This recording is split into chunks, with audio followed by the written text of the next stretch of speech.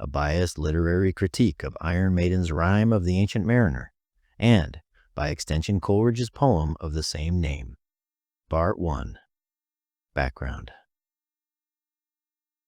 This discussion is an examination of the lyrics of the song, The Rime of the Ancient Mariner, by Iron Maiden, the greatest heavy metal band of all time, and how Steve Harris et al. Modified the text of Samuel Taylor Coleridge's 1798 poem of the same name to create a powerful and iconic musical narrative while maintaining the theme, emotion, and morality of the original text.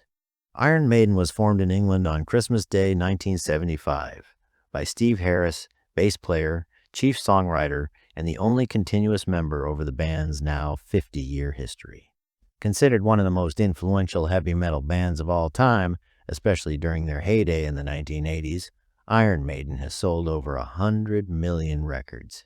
This was largely without any radio airplay or mainstream support, and despite repeated allegations of hedonism and Satanism, labels that, to be fair, were levied at most metal bands at some point, especially during the last couple of decades of the 20th century.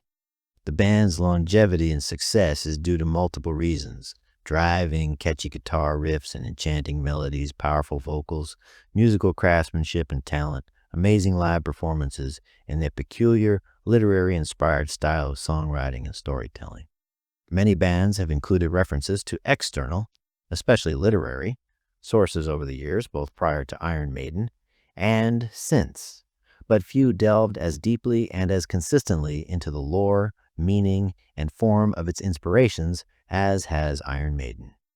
Although there are notable exceptions, and their inspiration runs the gamut of genres and formats, most of the source material used by the band is of a distinctly British heritage, including works from 19th century romantic poetry through to 1960s serialized television, all of which has a particularly narrative and dramatic style.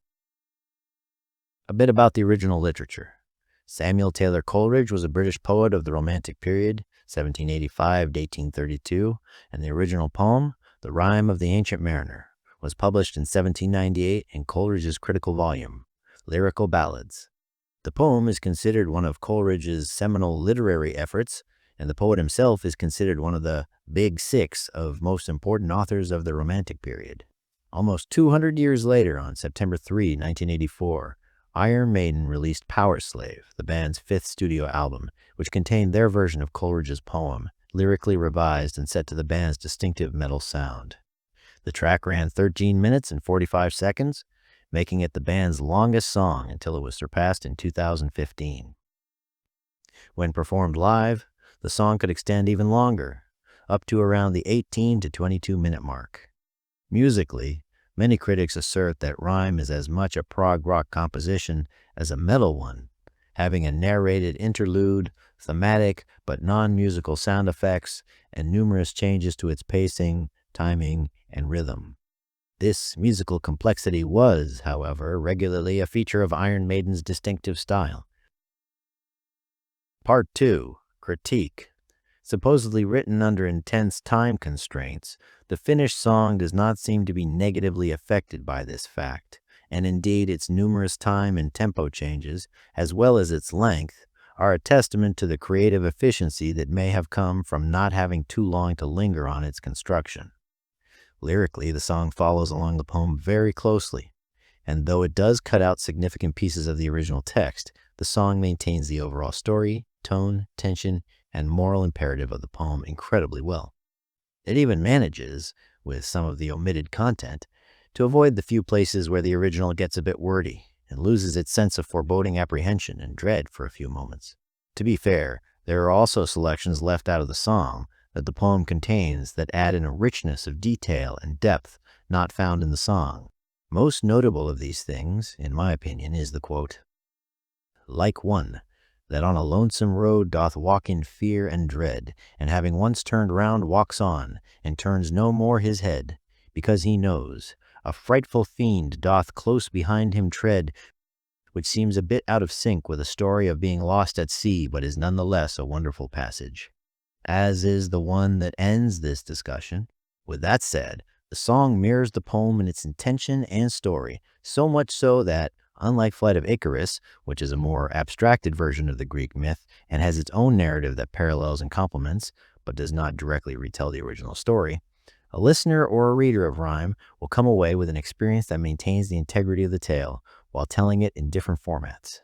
The poem uses its stylized poetic language to present and build the sense of a supernatural, psychological horror. The song, with its rock lyric reconfigured wording, uses the music to create some of the tension and drama that may be lost in the translation. This works incredibly well, from the driving, churning riffs of a stormy voyage to slower melodic, almost ghostly sounds that serve to build the tension. The music and modified lyrics work well together to instill the emotion of the story, with a sound that is quintessential Maiden. Although thematically and narratively similar, there is a very obvious difference in the styling of the two versions. This is to be expected by the fact that one was written for a book in the late 1700s and the other for mighty vocals and power chords in 1980s heavy metal. Reading the poem is a slow build of despair, isolation, and inevitability of accountability for one's deeds in the face of the supernatural. Maiden's rhyme condenses the first 20 lines of the poem into one 6-line verse. The wedding guest is mesmerized to hear the tale. By the time we reach 20 lines in the song, the albatross is beginning its vengeance. The 4th line of the song, "Stay here and listen to the nightmares of the sea," tells us what we don't fully learn until much later on in the poem.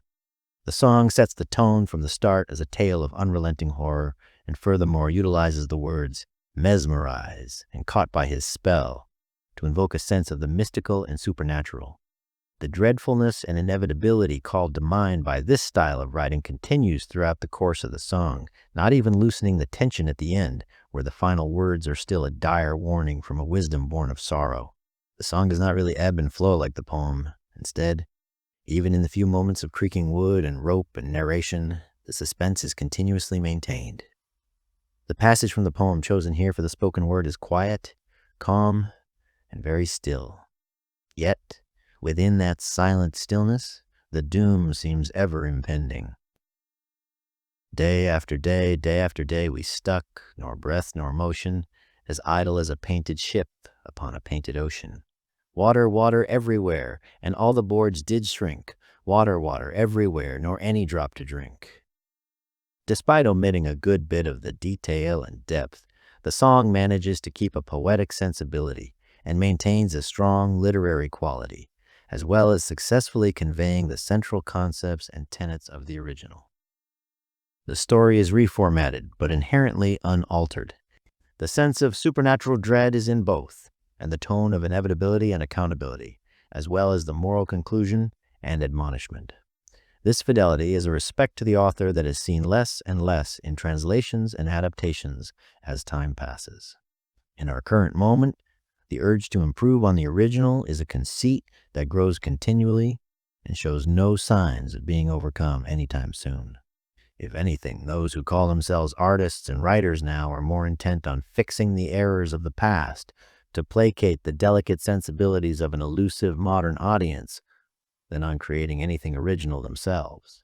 Yet, let's not dwell on the sad state of contemporary art and literature and get back to the topic of discussion, Iron Maiden's excellent version of Coleridge's classic, where we will start to wrap things up. In addition to the faithfulness to the original narrative, there is one other similarity that exists between the band and the poet. This is a similarity that is perhaps more contextual than anything, but at the very least adds an interesting element to the consideration of the relationship between the tellers of the two tales. In both cases, the romantic poet and 80s metal band each fulfilled much the same role in society. Charismatic, popular, edgy, they were both the rock stars of their respective generations. Both were youthful, inspired, creative, as well as rebellious and dangerous, speaking a distinctive language to their audience. Both were part of larger cultural movements within genres that existed for a very brief and discrete period of time, yet had an immense impact on those periods and the succeeding histories that followed. If asked which version I personally like more, I would be hard-pressed to answer. It is choosing between two things I really hold dear, which is to say, British Romantic poetry and the greatest metal band of the greatest metal era of all time.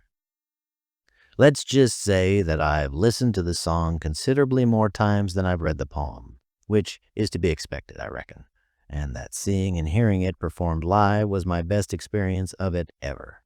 We will close here with the second quote that I mentioned previously, which is, in the end, the moral of the story. He prayeth well, who loveth well, both man and bird and beast. For the dear God who loveth us, he made and loveth all. Godspeed, Pop.